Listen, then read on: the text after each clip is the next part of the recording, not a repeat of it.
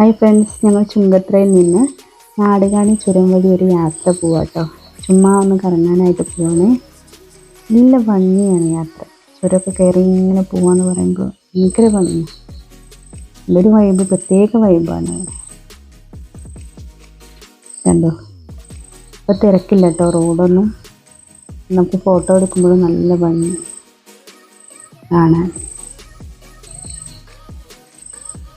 മഴ കുറവാണ് ഇന്ന്, അതുകൊണ്ടാണ് ഈ യാത്ര ഇത്ര സുഖം.